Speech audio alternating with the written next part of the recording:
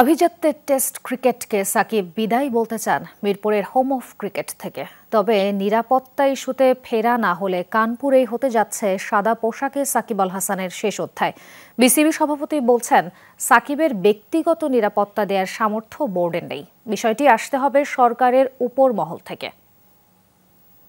আমি যে খেলতেও পারি এবং নিরাপদ ফিল করি, অ্যাট দি সেম টাইম যখন দেশের বাইরে আসার দরকার হবে এবং দেশের বাইরে বের হতেও যেন আমার কোনো সমস্যা না হয়।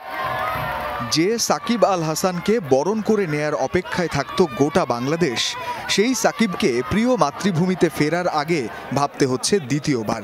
হোম অফ ক্রিকেটে ক্যারিয়ারের শেষ টেস্টটা খেলে হাসি মুখে গুড বাই বলার নতুন ছবি ছেপে যেতে চান ভক্তদের হৃদয়ে।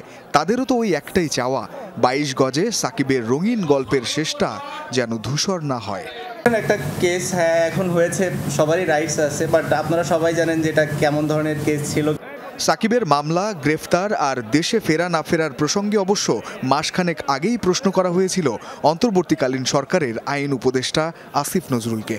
আমি আশা করি সাকিব গ্রেফতার হবে না, এবং আমাদের পুলিশ বাহিনীকে আমি যতদূর জানি এরকম একটা ইনস্ট্রাকশন দেওয়া আছে যে অবিশ্বাস্য, অ্যাপারেন্টলি খুব অবিশ্বাস্য কিছু হলে যতটা পারা যায় আইনগত সীমার মধ্যে থেকে রেস্ট্রেইন দেখানোর জন্য।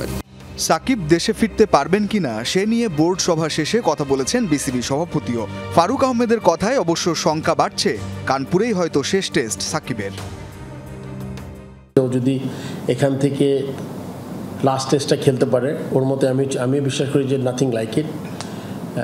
সেটা যদি হয় খুব ভালো হবে, আর বাকিটা ওর ডিসাইড করতে হবে। কেননা ক্লিয়ারেন্সটা কে দিবে, এটা আমাদের বোর্ড থেকে কিন্তু আমরা ক্লিয়ারেন্স দিতে পারবো না। এই ব্যাপারটা এটা অবশ্যই আপনার একদম উচ্চ পর্যায় থেকে আসতে হবে।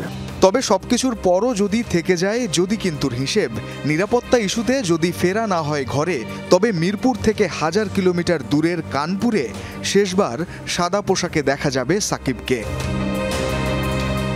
যদি তাই হয় তবে প্রশ্নটা থেকে যায়, আভিজাত্যের রংচটা গ্রিন ক্যাপটাকে একটা সেলুট কি দেয়ার সুযোগ পাবে না বাংলার ক্রিকেট ভক্তরা? রঞ্জন শান্ত, যমুনা স্পোর্টস।